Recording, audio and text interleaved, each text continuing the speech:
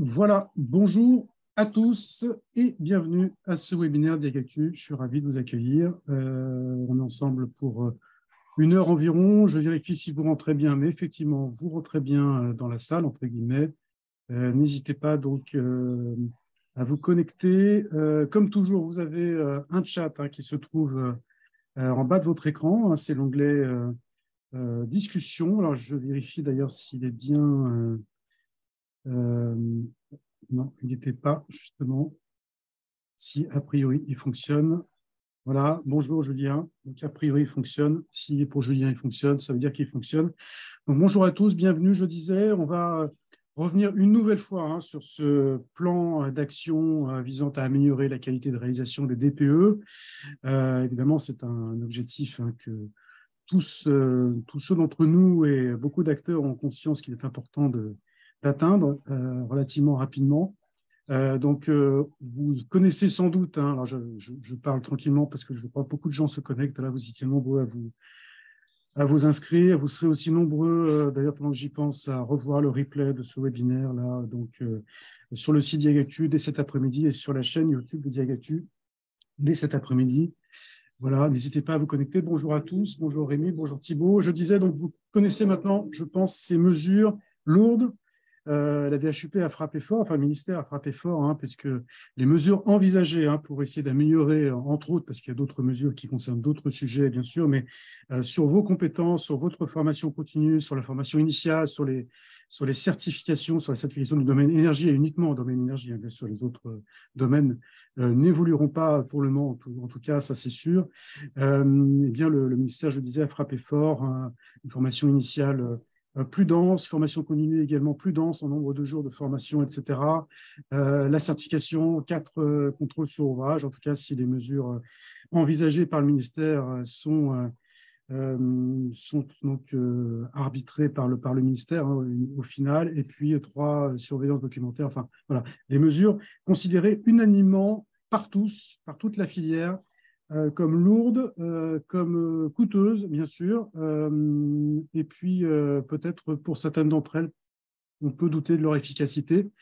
Je parlais d'unanimité, justement, c'est le cœur du sujet de notre webinaire, puisque devant ces mesures assez drastiques, bien, la filière a réagi d'une façon assez inédite, puisque et les 5 invités de notre webinaire vont nous en parler pendant une heure.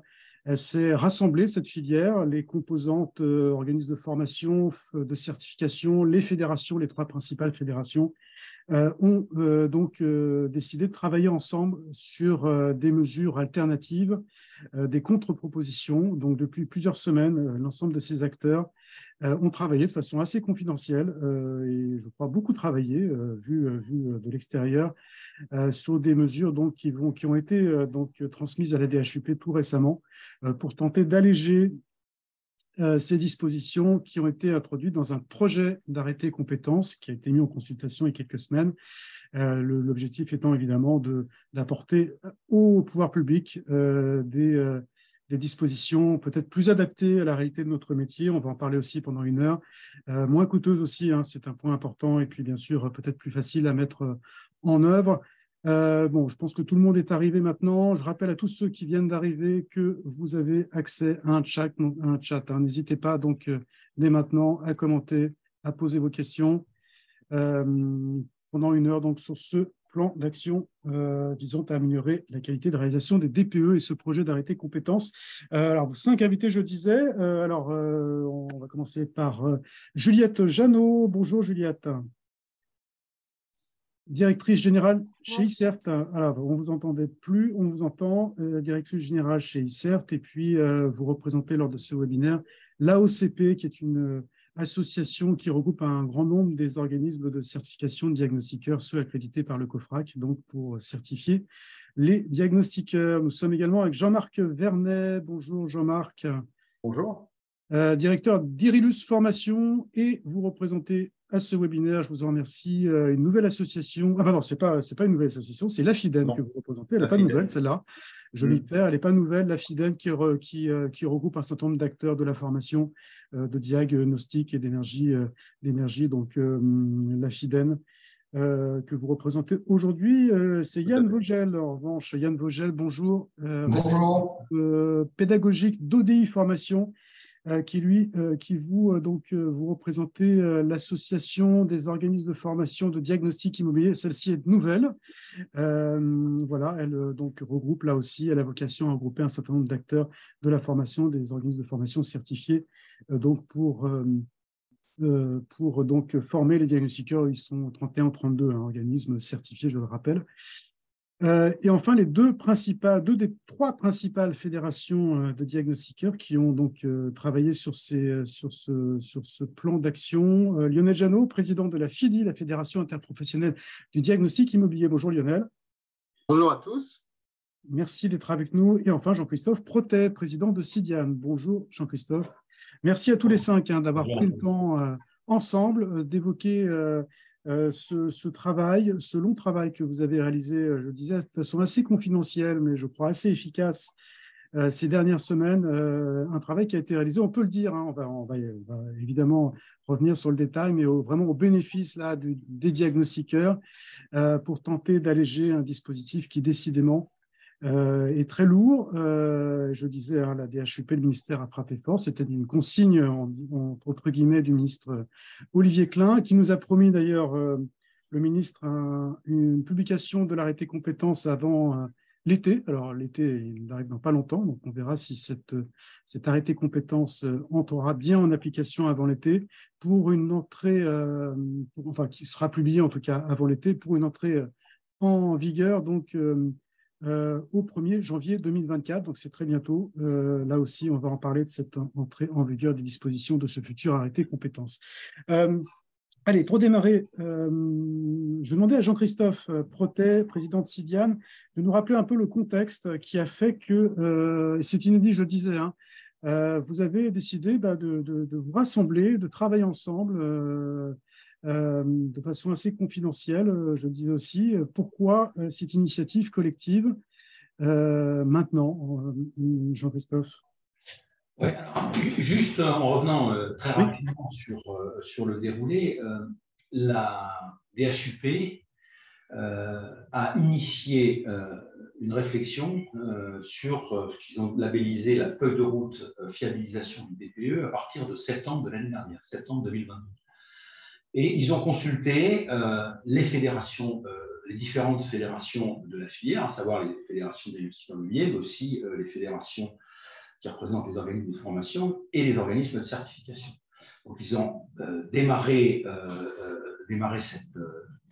cette réflexion, et c'est une réflexion qui a été démarrée en silo.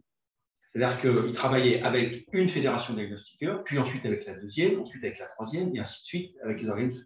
Et depuis le début, on leur a dit, c'est bien, recueillez effectivement les idées et les réflexions des uns et des autres, mais à un moment, il faut falloir mettre tout le monde autour de la table, parce que forcément, il y a des interconnexions très fortes entre les OC, les OF et les diagnostiqueurs.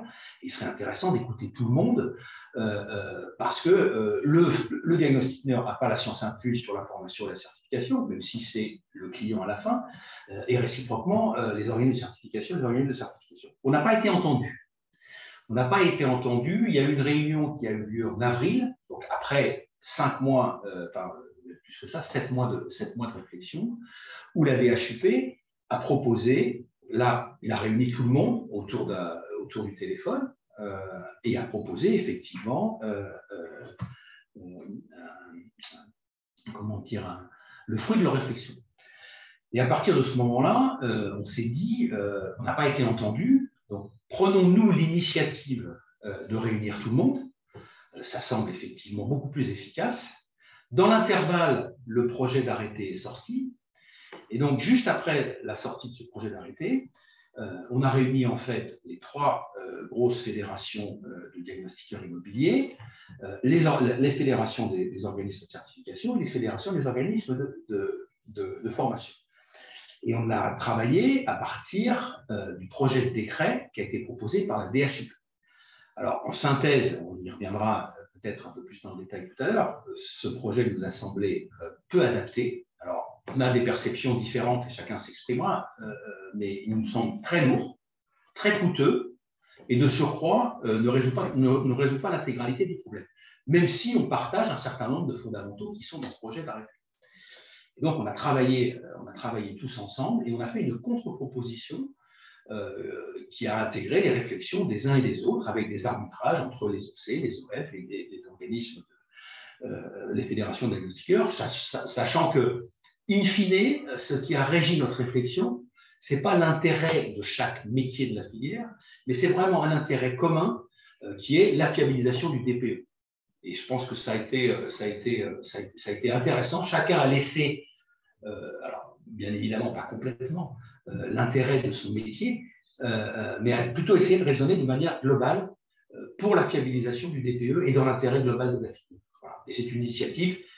Alors, quand tu évoques, Alain, le fait que ça s'est fait en petit comité, c'est vrai. Néanmoins, on a été totalement transparent avec la DHUP depuis le début. On les a même invités à échanger avec nous. Ils n'ont pas souhaité le faire, mais ils ont été informés du début à la fin. Et d'ailleurs, la restitution a été faite à la DHUP au mois de mai, début mai. Merci Jean-Christophe. Lionel Jeannot, donc une initiative commune à laquelle la FIDI a participé également. Je rappelle que la CDIFNEM n'est pas présente aujourd'hui. Yannick Henouche, son président, a souhaité reporter une communication par la suite après la publication de l'arrêté compétence. Voilà, c'est une position qui se respecte bien sûr, mais elle a aussi participé au même titre que vous, la FIDI et la CIDIA, donc à cette initiative collective et à ces travaux. Lionel. Oui, 3 mots en plus, parce que en effet, la synthèse de Jean-Christophe est tout à fait juste. Dans ce contexte, puisque en fait, l'initiative des pouvoirs publics sur la réforme ou l'amélioration du contexte du DPE, c'est le constat par rapport à 60 millions de consommateurs et que choisir. Les pouvoirs publics sont très dépendants par rapport à ça et réagissent très très vite sur ce sujet-là. Donc en fait, ce qui les motive, c'est d'améliorer le système de manière à ne pas se faire reprendre et que, in fine, quand plusieurs diagnostiqueurs passeront sur un même appartement, le DPE soit identique. Ça veut dire que le point zéro, c'était la première enquête, le point final, ça va être la prochaine enquête. Donc l'enjeu est important et il faut vite aller dans le détail parce que je pense que toutes les personnes qui nous regardent, c'est le détail, c'est la formation, la certification et le coût que ça va représenter.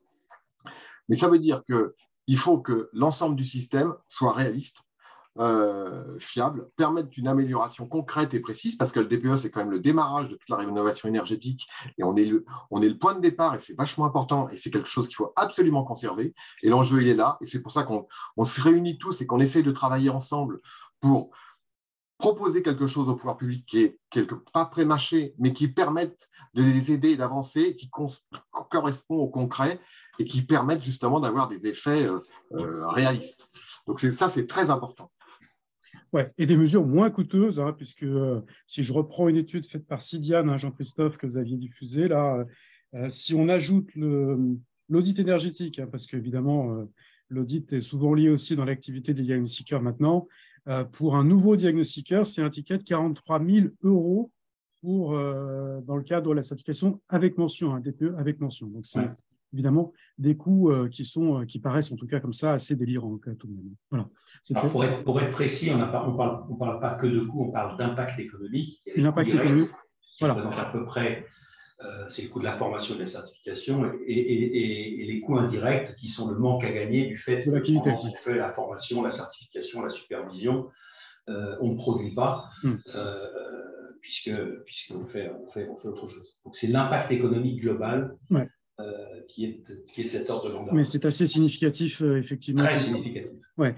Donc voilà, on va rentrer dans le détail justement, hein, c'est ce que proposait Lionel. On va évoquer la formation, ensuite la certification. Alors la formation, donc vous l'avez su aussi, hein, la DHUP a souhaité densifier cette formation initiale d'ailleurs comme continue, avec un nombre de jours de formation maintenant pour le DPE qui serait quand même plus important. On parle de 8 jours minimum pour la formation initiale, hein, pour le DPE et 12 jours pour la mention, hein, pour la certification avec mention. Donc, c'est évidemment important. Et puis, pareil, pour la formation continue, c'est 7 jours, donc un jour par cycle de certification, par année du cycle de certification et 2 jours pour la certification avec mention. Donc, évidemment, en termes de nombre de jours de formation, il y a évidemment un pas immense qui est franchi là.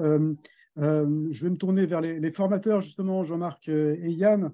La DHUP, le ministère, souhaite aussi donc densifier ce nombre de jours de formation et puis aussi le contenu avec un mixte également de présentiel. Tout ne doit pas être en distanciel, hein, c'est leur volonté aussi. Jean-Marc, est-ce que vous pouvez nous en dire un mot ça, de cette volonté de la DHUP de densifier, d'apporter aussi un aspect pratique, hein, beaucoup de pratique dans ces formations? Tout à fait, c'est-à-dire que la DHUP souhaite justement faire monter, on l'a déjà dit, hein, la qualité de la formation. Et pour faire monter cette qualité de formation, l'objectif, c'est, à nos yeux, à nous, en tous les cas, au niveau de la FIDEN, c'est vraiment de pouvoir renforcer le côté pratique et de sortir du tout théorique, puisqu'aujourd'hui, malgré tout, la majorité des centres de formation, c'est ce qui a été mis un peu en exergue par la DHUP, il n'y a que de la théorie, même si par moment c'est de la théorie pratique, etc., etc. Donc nous, on a essayé de faire remonter l'information suivante, qui, je pense, était primordiale, c'est qui était par moment confondue au niveau des gens qui sont dans l'établissement de cette réglementation-là, le côté pratique et le côté terrain, si vous voulez. Le côté pratique, théorique, d'être in situ, et le côté de faire du terrain. C'est deux choses qui sont complètement différentes. C'est-à-dire qu'on peut tout à fait organiser une formation, qu'elle soit distancielle ou qu'elle soit présentielle, peu importe, mais le présentiel n'est pas forcément l'égal du terrain. Voilà. Donc nous, on a essayé de faire remonter tout ça pour justement pouvoir introduire d'une manière, on va dire, digeste pour les diagnostiqueurs, bien entendu, mais de pouvoir introduire vraiment quelque chose qui est réellement du terrain, in situ, pour pouvoir venir pallier à ce qui est vécu comme un manque au niveau de l'apprentissage, où justement, on a l'impression, vu de la DHUP, qu'il y avait beaucoup de choses qui étaient faites en salle ou en distanciel, mais il y avait très, très peu de terrain. Il n'y a pratiquement pas de terrain. Donc voilà, on a essayé de trouver une proposition qu'on a soumise et on verra ce qu'il en adviendra. Mais en tous les cas, notre objectif, nous, à la FIDEN, c'est vraiment de pouvoir renforcer le côté, je répète, de terrain, plutôt que d'être toujours dans un combat entre le distanciel et le présentiel. Moi, le combat, il n'existe pas là-dedans. C'est le côté, il y a de la théorie et il y a de la pratique. Mais la pratique, elle se fait que sur le terrain, elle ne se fait pas dans une salle d'hôtel. Ça a été notre remontée essentielle, nous, à ce niveau-là.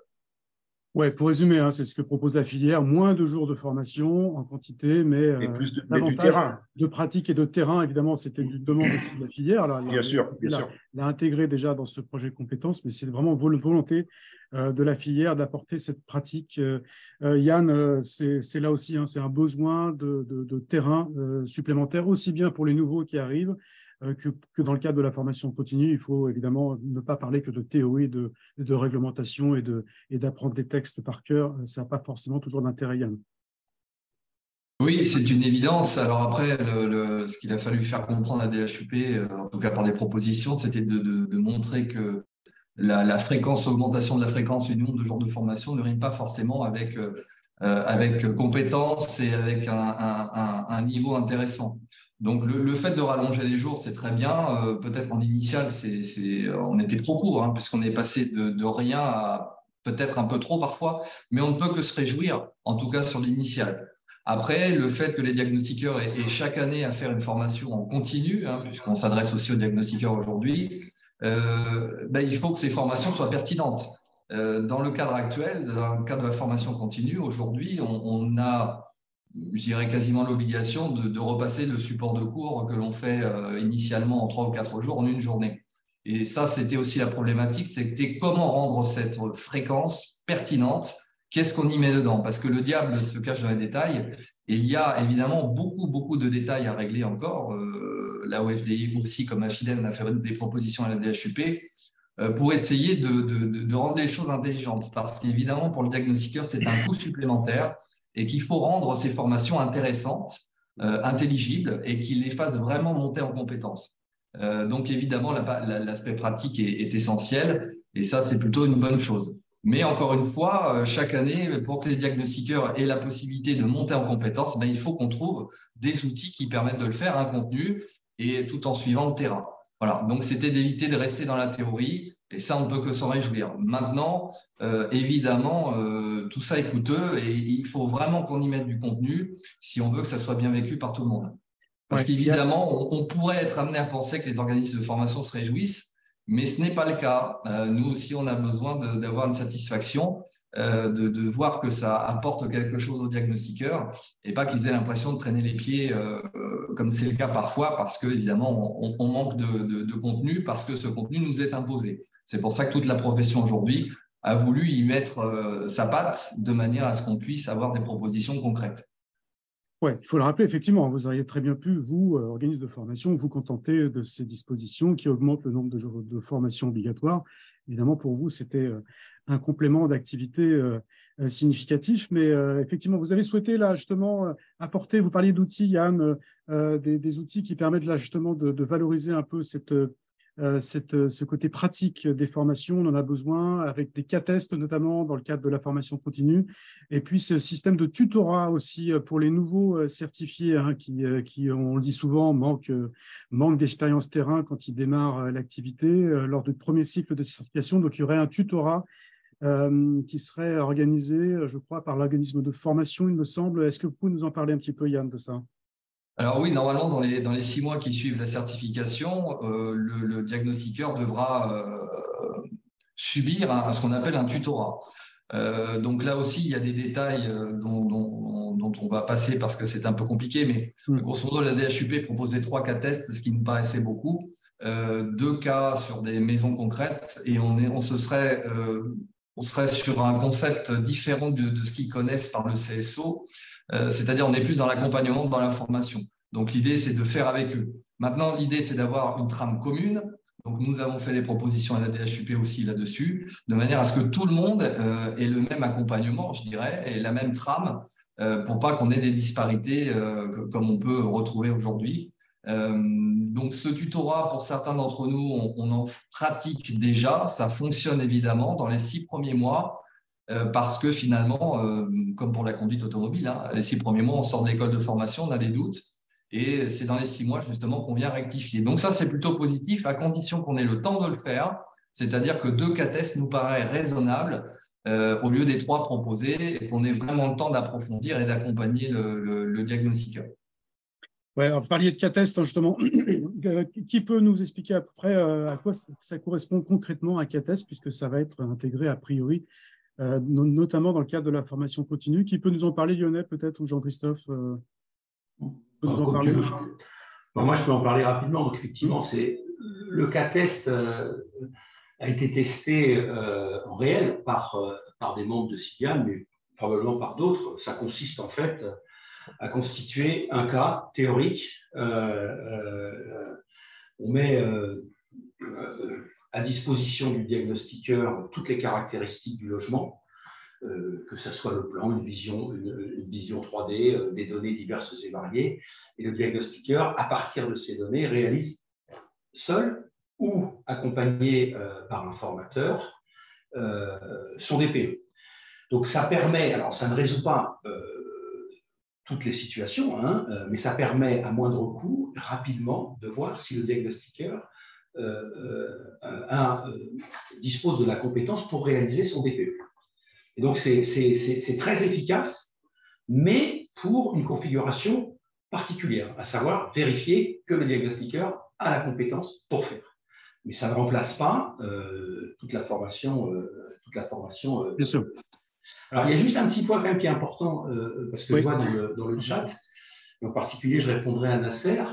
On ne l'a pas évoqué, mais il y a un point qui est important dans la feuille de route de la fiabilisation du DPE, c'est qu'il y a une très forte volonté, alors d'abord de la DHUP, mais relayée par tous les acteurs, c'est d'unifier les pratiques des organismes de formation, des organismes de certification, et d'avoir un référentiel tant sur le contenu des formations que sur la certification. Je laisserai parler Juliette Jeannot, qui est plus compétente que moi là-dessus. Mais il y a vraiment une volonté forte d'unifier et d'avoir un référentiel qui soit un référentiel commun. Ça fait partie vraiment de la genèse du projet de feuille de route de la DHUP. Lionel Jeannot. Juste un petit mot sur les cas tests, parce que certains d'entre nous en ont testé ou le pratiquent déjà dans le cadre de leur réseau, de leurs entreprises. C'est vachement important parce que dans le cadre du DPE, mais comme dans d'autres diagnostics, l'échange avec d'autres professionnels pour voir, étudier, comprendre comment certaines données sont rentrées et interprétées. Parce qu'en fait, tout le sujet, c'est le problème de l'interprétation de la rentrée de certaines informations dans les logiciels qui va être la source de la différence, entre autres, de l'étiquette. Et ça, c'est capital. C'est-à-dire qu'une formation qui va être théorique, très bien, qui va être à distance, c'est bien aussi, mais il va manquer ce cas hyper concret qui va faire l'objet d'échanges, peut-être aussi informels, mais qui va permettre d'être enrichissant pour tout le monde. Et c'est ce qu'on a voulu leur faire comprendre et qui, a priori, par contre, la mise en œuvre, et là je suis d'accord, n'est pas forcément simple, mais elle peut être, en termes de capitalisation de savoir et de pratique, peut être énorme. Oui, Jean-Marc Vernet, là, Lionel parlait des éditeurs de logiciels, justement. Ils ne sont pas avec nous, mais évidemment, ils ont aussi toute leur importance dans la fiabilisation de ce DPE, Jean-Marc. Oui, tout à fait. C'est-à-dire que je pense que les grands absents dans toute cette évolution réglementaire, ça reste un petit peu les éditeurs de logiciels, parce que quand on prend les enquêtes qui ont été faites, alors je vais donner un exemple qui est assez banal, que tout le monde a en tête, mais on prend 6 diagnostiqueurs, on les met tous les 6 dans un appartement avec une caméra cachée, et puis on dit après, 6 diagnostiqueurs, il n'y a pas un seul diagnostiqueur qui sort la même étiquette. OK, donc c'est la faute du diagnostiqueur, c'est la faute de sa formation, c'est la faute de son certificateur, c'est la faute de tout le monde. OK, une fois qu'on a dit ça, on n'a rien dit du tout. Mais en tous les cas, on prend le même diagnostiqueur. Et ça, tous ceux qui nous écoutent et vous qui êtes présents ici, tout le monde, je pense, comprendra ce que je veux dire. On prend un diagnostiqueur et on prend tous les logiciels qui existent aujourd'hui sur le marché. Et ce diagnostiqueur, il va rentrer les mêmes données dans tous les logiciels. L'étiquette ne sera pas la même. Donc, à un moment donné, l'éditeur de logiciel, il est absent de ce débat aussi. C'est-à-dire qu'à un moment donné, bien sûr que le diagnostiqueur, il va utiliser un logiciel, il est responsable de l'outil qu'il utilise. Ça, personne ne va contester ce point-là. Mais je pense que la fiabilité des logiciels doit aussi, à un moment donné, questionner. Ça doit questionner. Voilà, c'est tout. Et cette question, elle est rarement abordés quand même, Ils sont souvent un peu absents de tout ça. Voilà. Donc moi, c'est une question qui m'interpelle quelque part. On va former les gens, ils vont faire des cas tests, sur quel logiciel, dans quelle mesure, comment, il y a ce côté-là qui est un peu impalpable quand même. Et ça, ça reste un peu l'inconnu dans toute cette évolution réglementaire, l'éditeur de logiciel et la capacité de fournir un outil fiable. Merci Jean-Marc. Avant de mobiliser beaucoup Juliette là, sur toute la partie certification, un dernier mot, mais un mot important sur un sujet quand même qui est important vraiment sur ce qu'on vient de dire là, puisqu'on va densifier cette formation, quel que soit le nombre de jours de formation qui sera finalement arbitré par le ministère. Elle sera plus longue, plus dense, plus coûteuse également, avec notamment ces tutorats, ces cas tests, etc. Comment est-ce qu'on finance ces formations pour justement donc, que les diagnostiqueurs puissent quand même être en partie, en tout cas, pris en charge dans ces coûts. Yann?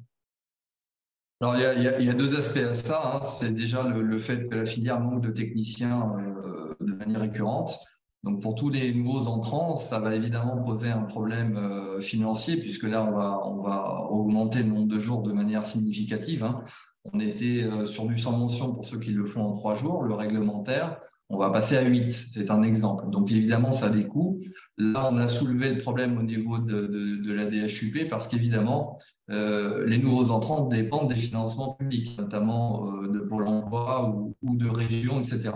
Donc ça, c'est un vrai souci. Là, heureusement, la solution, c'est de faire remonter les coûts de la DHUP de manière à ce qu'ils puissent visualiser le réel impact. Le deuxième point, c'est pour les diagnostiqueurs qui vont être, eux, en formation continue, qui vont avoir de fait des surcoûts.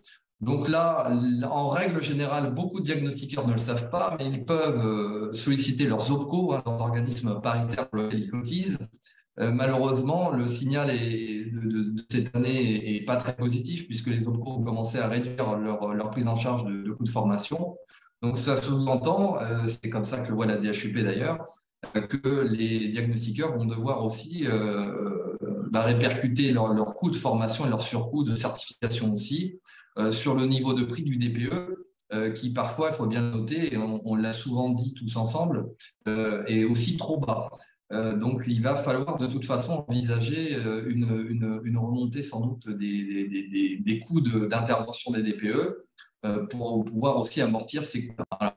Donc, encore une fois, si les formations sont pertinentes, si on arrive à avoir la main sur le contenu des formations avec un vrai référentiel, ça vaut le coup de faire tout ce programme de formation continue. Encore une fois, il est possible de se faire aider par les OPCO et d'autre part, envisager aussi certains cabinets de remonter leurs tarifs parce qu'ils n'auront pas d'autre choix. Merci Yann. Alors, des mesures lourdes, elles sont aussi pour la certification. Hein. Là, c'est un euphémisme. Je disais que la DHUP a frappé fort. Elle a frappé fort aussi sur le contrôle dans le cadre du dispositif de certification sur ce cycle de 7 ans. On parle uniquement, je le rappelle, que du domaine de l'énergie, donc du DPE. Mais quand même, là, avec 4 CSO et 3 surveillances documentaires, là, évidemment, ça fait beaucoup. Juliette Jeannot, comment est-ce qu'on peut tout de même essayer de limiter ce nombre de contrôles, puisqu'on a l'impression que dans l'esprit du ministère, il faut davantage contrôler les diagnostiqueurs. Donc voilà, on augmente le nombre de CSO et de surveillance, mais est-ce qu'il n'y a pas des alternatives et qu'est-ce qu'on peut faire pour ça?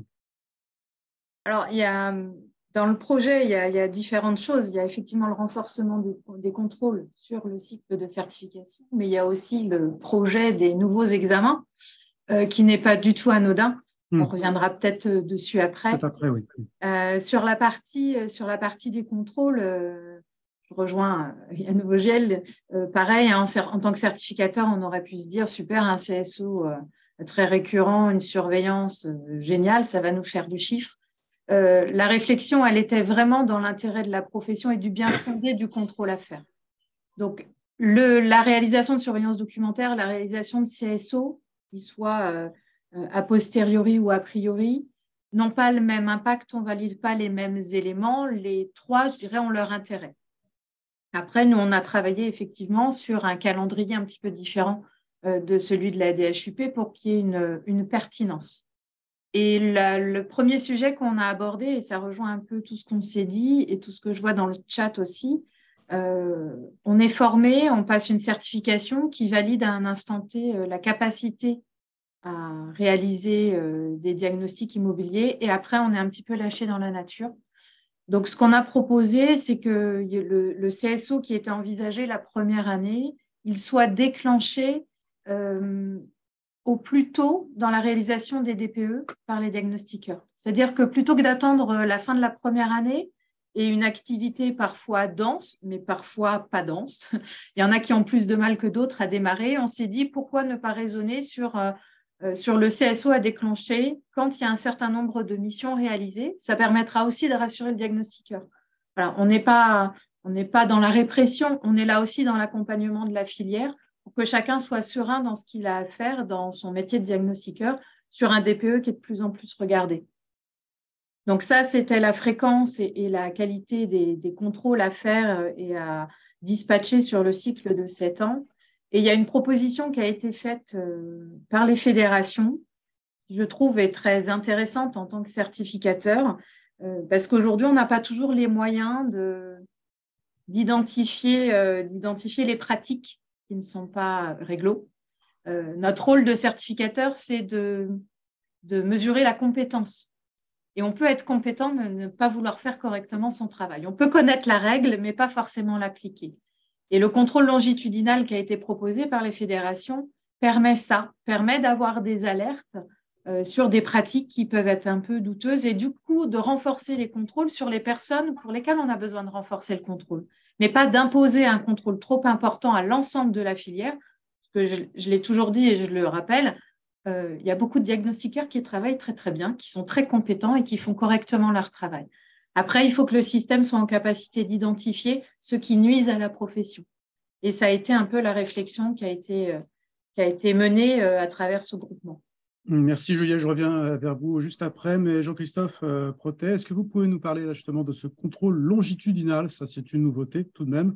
Le but, l'idée, c'est d'exploiter les données de l'ADEME, hein, c'est ça. Absolument, mais je vais revenir, et je ne vais pas redire ce que dit Juliette, elle le dit parfaitement.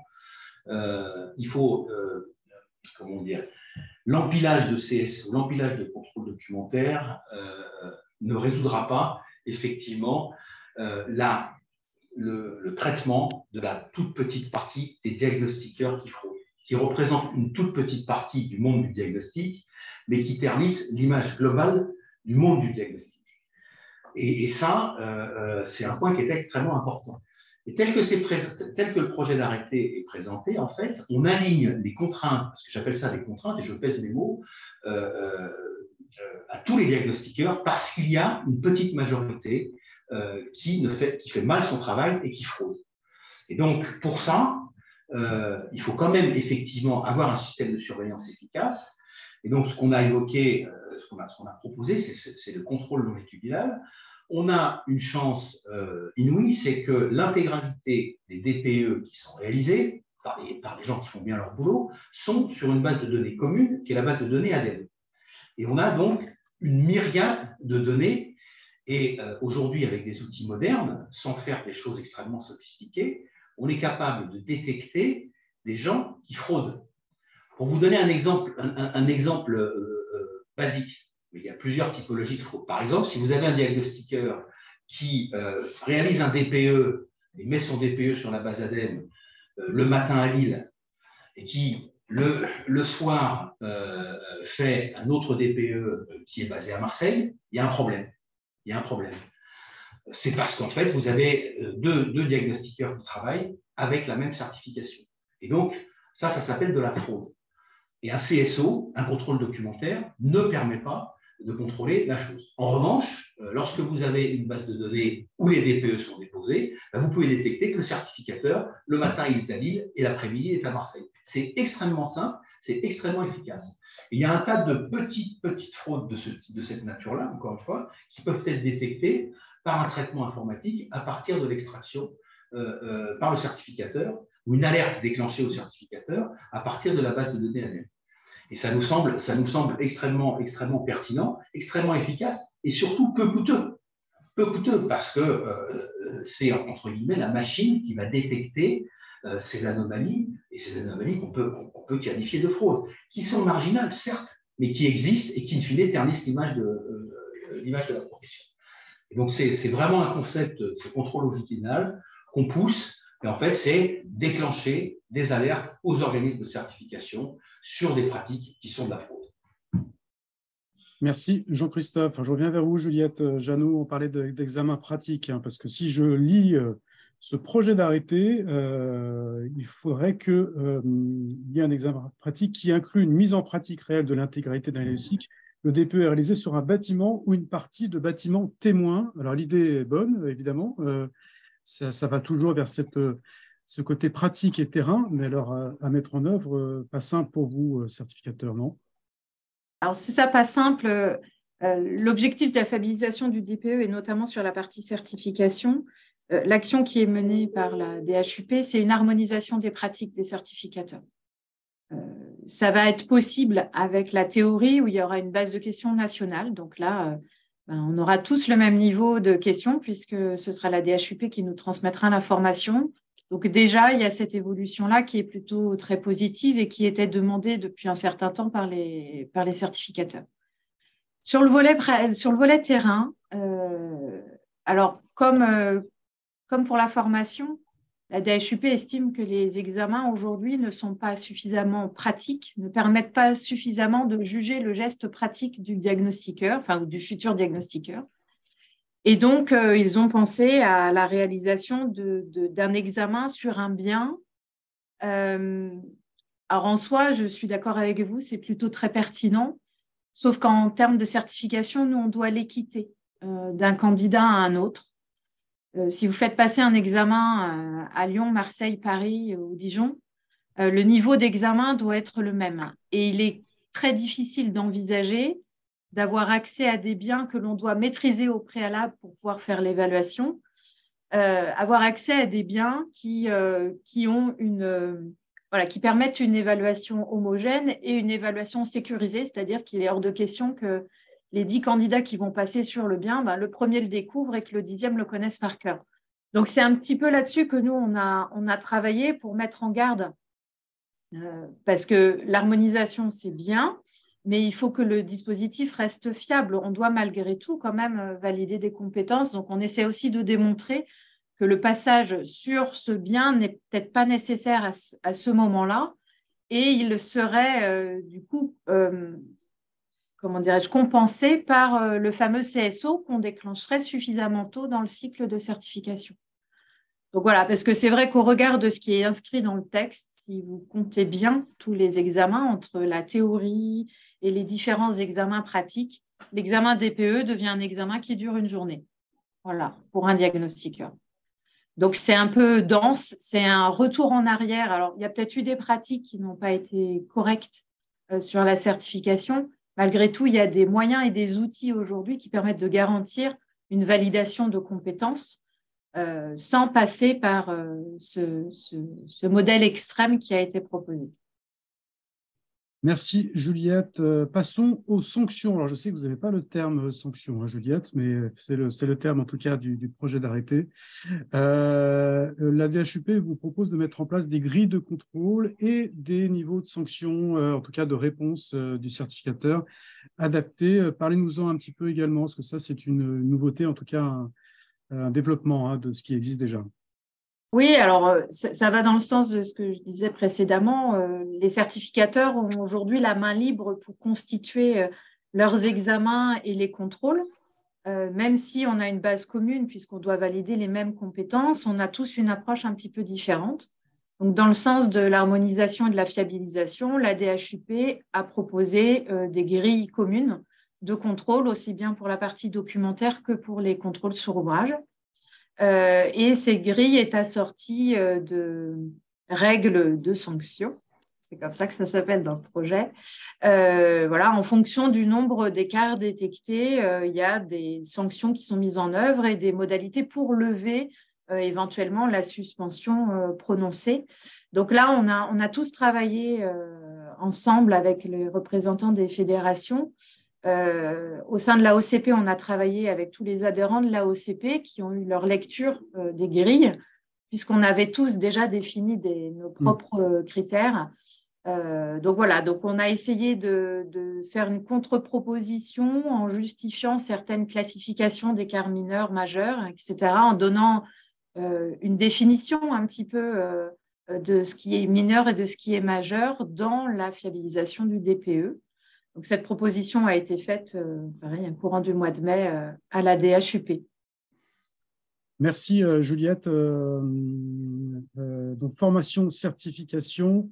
Un mot là, des fédérations, Lionel et Jean-Christophe, notamment sur la faisabilité de mettre en place des dispositions, on l'a dit, complexes à définir, dans un temps très limité, parce qu'un arrêté, normalement, doit publié avant le début de l'été, donc c'est dans pas longtemps.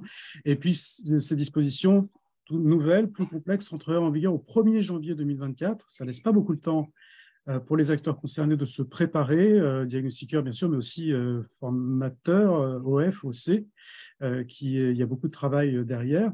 Lionel, est-ce que c'est tenable, ça, ce délai du 1er janvier 2024 pour mettre... Alors, collectivement, c'est l'une des premières choses que l'on a dit, c'est que déjà les délais qu'ils avaient annoncé très tôt en disant qu'ils voulaient sortir un texte pour fin juin, début juillet avec une application au 1er janvier, ne semblait pas réaliste. Alors, ceux qui sont là depuis longtemps dans le métier, quel que soit le problème de la formation, de la certification ou du diagnostic en tant que tel, les textes sortent avec une application relativement rapide. Et puis, ils sont repoussés. Bon, quand on constate que les choses ne vont pas si bien que prévu. On a essayé de leur faire comprendre par différents exemples qu'il était prudent à la fois prendre le temps pour rédiger le texte, parce que là, on le voit par, j'allais dire, quelques exemples, mais la formation, la certification, il y a des points de détail qui sont très importants. On vient d'aborder les sanctions ou la grille. Il y a eu un travail très important qui a été fait justement pour le représenter à la DHUP, parce que il y a des sensibilités que la DHUP ne peut pas connaître, puisque quelque part, elle n'a pas l'expérience et c'est bien normal. Et donc, ça veut dire que ce soit pour la formation, la certification, les problématiques de période transitoire avec des gens qui ne sont pas encore mentionnés, qui vont le devenir, enfin, des problèmes de date, sur une période de 6 mois entre la sortie d'un arrêté et l'application, ce n'est pas réaliste. Et donc, on a demandé à ce que ce soit la sortie du texte soit reportée beaucoup plus tard avec une application dans des délais respectables de manière à ce que toute la filière puisse se mettre en ordre de bataille et s'organiser, puisque ça demande, c'est quand même une réforme qui est relativement lourde. Pour l'instant,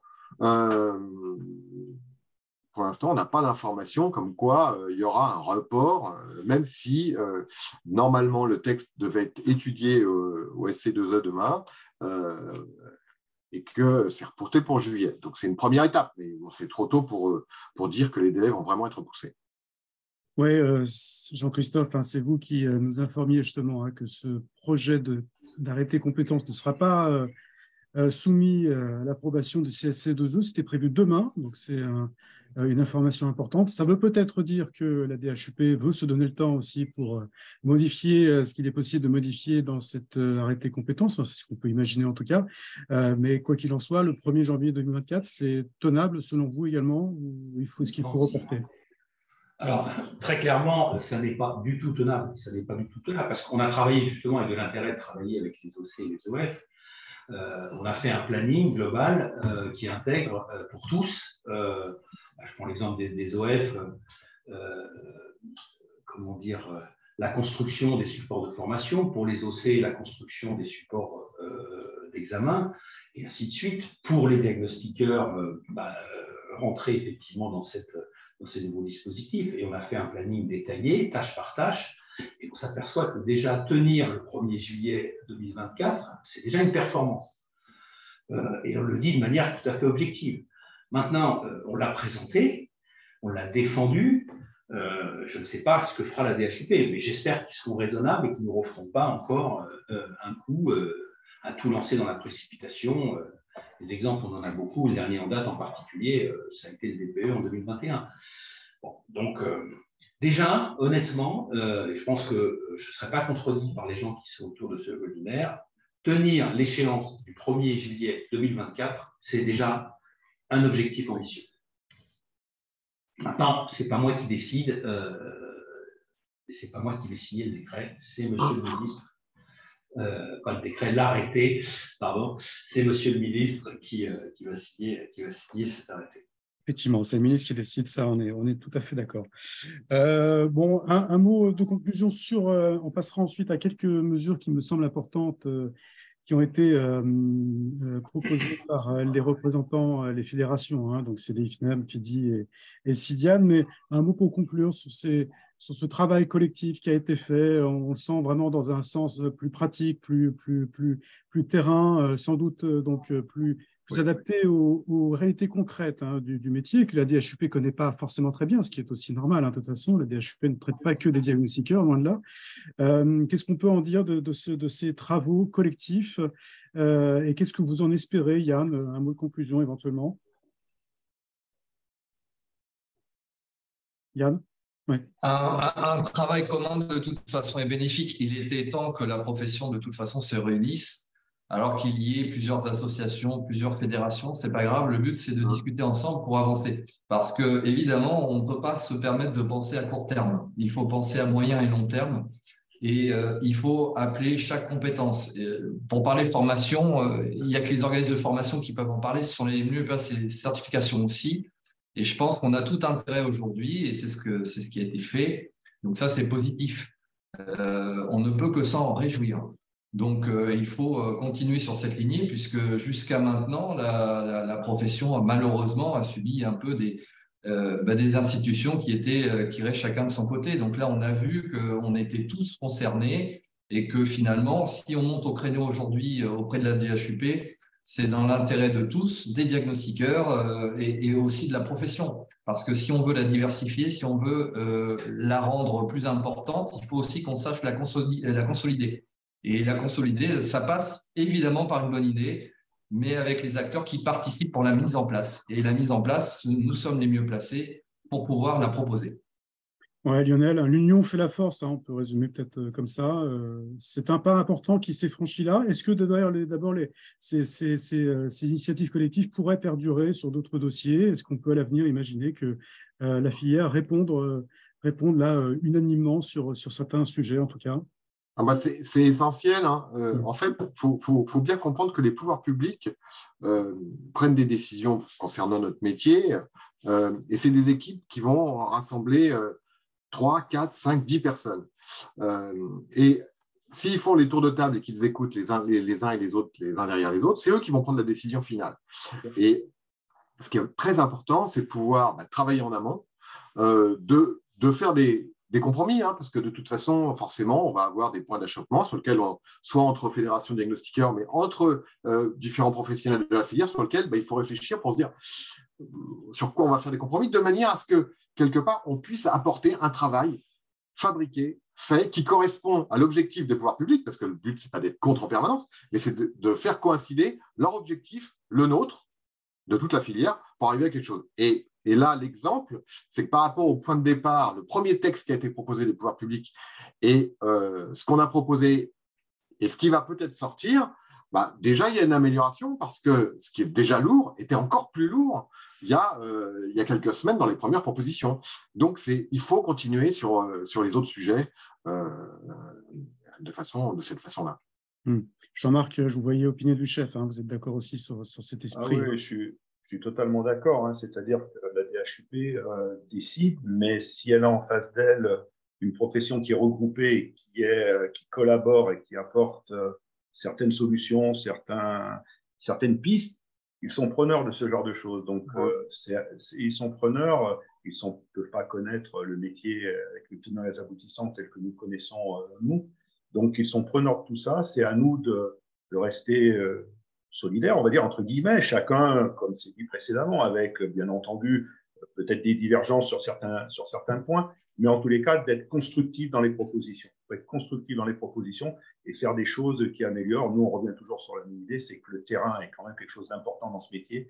Et au niveau de la formation, il faut absolument qu'il y ait plus de terrain et plus d'implication. Et pour revenir là-dessus, il faut aussi quand même, à un moment donné, que les choses ne soient pas détournées de leur objectif. C'est-à-dire que le terrain, je le disais d'une manière un petit peu ironique lors de certaines réunions, le terrain, ça ne doit pas se terminer avec un rouleau de laine de verre et une grille d'aération VMC dans une salle d'un hôtel Ibis. Ce n'est pas ça du terrain. Voilà. Parce qu'on sait pertinemment que ça peut aussi, à un moment donné, être détourné. Donc, il faut vraiment que tout le monde s'applique à être professionnel et à faire les choses, je parle au niveau des OF, hein, et à faire les choses vraiment en bonne entente et en bonne intelligence pour faire monter la profession. Vraiment, du terrain, c'est in situ et on emmène les gens sur du terrain pour leur apprendre vraiment un métier. C'est très, très important. Et nous, à la FIDEN, on accroche beaucoup d'importance à ce genre de choses. On a essayé de le transmettre à la DHUP. J'espère qu'ils l'ont entendu. Mais en tous les cas, c'est d'être solidaire dans notre communication. Et je pense qu'on y a plus ou moins réussi, je pense, réussi d'ailleurs, dans le cadre de ces différents échanges. Et ça serait très bien que ça puisse perdurer, même dans d'autres domaines, hein, bien entendu. Je pense qu'on est sur un bon chemin. Oui, un bon chemin. Juliette Jeannot, le travail que vous avez réalisé, d'ailleurs unanimement apprécié en termes de qualité, nous a-t-on dit beaucoup. Donc, que ce soit au nom de l'AOCP ou au nom des autres acteurs de cette filière, notamment ici présents, on espère évidemment qu'il ne sera pas fait en vain, évidemment, et que la DHUP tiendra compte de ces mesures, sans doute plus adaptées. Et comme on le disait, la DHUP, le ministère a besoin de vos compétences, qui sont quand même très techniques en termes de certification, de formation, notamment en termes de certification, Juliette. Oui, après, c'est une chaîne de valeur. L'objectif, c'est la fiabilisation du DPE, mais c'est une chaîne de valeur. Et quand les acteurs ont compris le rôle qu'ils ont à jouer, voilà, c'est ça qui nous a motivés aussi. On a tous notre rôle dans la fiabilisation. On a tous notre part de responsabilité aussi dans peut-être la non-fiabilisation actuelle. Donc, c'était important d'avoir ces échanges-là. Et aujourd'hui, on a pris du recul et on veut aller pour du mieux. Il faut que la formation soit fiable, il faut que la certification soit fiable pour qu'à l'issue, le diagnostiqueur ait toutes les cartes en main pour exercer correctement son métier. Et je pense que c'est ça qu'il faut retenir, c'est qu'on a tous eu cet engagement-là dans l'intérêt de la profession et pas dans les intérêts particuliers de chacun, en fait. Donc, voilà, j'espère qu'on aura réussi à faire passer ce message-là aujourd'hui. Mais c'est vraiment l'approche qu'on a eue à travers ce groupe de travail, les propositions qui ont été faites à la DHUP. Après, vous dire si on a été convaincant et que ce sera retenu, seul le texte qui paraîtra pendant les vacances nous le dira. Vous êtes optimiste, vous, effectivement. Bon, on verra ça, effectivement. Réponse dans quelques jours ou quelques semaines. L'audit énergétique qui est lié, évidemment, là aussi, on avait vu passer un projet de décret qui organise le référentiel d'accès à la formation, certification de l'audit énergétique à partir du 1er janvier 2024. Qui peut nous en dire un mot aussi? Est-ce qu'on est dans des discussions également? Est-ce qu'elles démarrent? Ou est-ce qu'on attend que celle sur le DPE soit arbitrée et on passe ensuite à l'audit énergétique? C'est un point quand même très important parce que là aussi, le nombre de jours de formation augmente considérablement sur l'audit énergétique et les mesures sont lourdes également. Qui peut nous en dire un mot éventuellement? Alors, ce qu'on peut dire, c'est qu'il y a effectivement un projet de décret qui est sorti de mémoire fin mars, qu'il y a des discussions qui sont menées avec la DHUP, mais honnêtement, aujourd'hui, la première préoccupation de la DHUP et aussi des fédérations de diagnostiqueurs, et je pense que les OC et les OF restent le DPE. Donc, je crois que l'énergie aujourd'hui, elle est dépensée là-dessus. Mais je voudrais juste revenir sur un petit point. Parce que Juliette disait, est-ce qu'on a réussi à convaincre les gens que nous avons eu une approche qui soit une approche globale et une approche filière? Et quand je dis effectivement la discussion, on n'a pas réussi à convaincre les gens. Il y a beaucoup de commentaires, en particulier j'en ai lu un au passage qui disait les OF, les OC et les diagnostiqueurs ont des intérêts qui ne sont pas les mêmes. C'est vrai, c'est tout à fait vrai. Sauf que je peux vous affirmer, alors je ne sais pas si je vais vous convaincre à la fin, je peux vous affirmer que lorsqu'on a commencé à bosser ensemble, les intérêts individuels ont été mis de côté. Ce sont les intérêts collectifs, et l'intérêt collectif, c'est d'avoir un DPE fiable qui a primé. Et je vais vous donner un tout petit exemple qui a été donné tout à l'heure par Jean-Marc Vernet sur la formation. Le projet d'arrêté proposé par la DHUP, on a divisé par 2 le nombre de formations continues. On aurait pu avoir en face, effectivement, les OF qui disent non, on touche à rien, c'est parfait, il faut faire ça, sinon on n'arrivera à rien. Pas du tout. On a discuté ensemble et on est arrivé à un compromis, alors qui n'est pas un compromis politique, qui est un compromis pragmatique, qui, je pense, permet effectivement de fiabiliser sans que ça coûte trop cher, sans que le diagnostiqueur passe son temps en formation.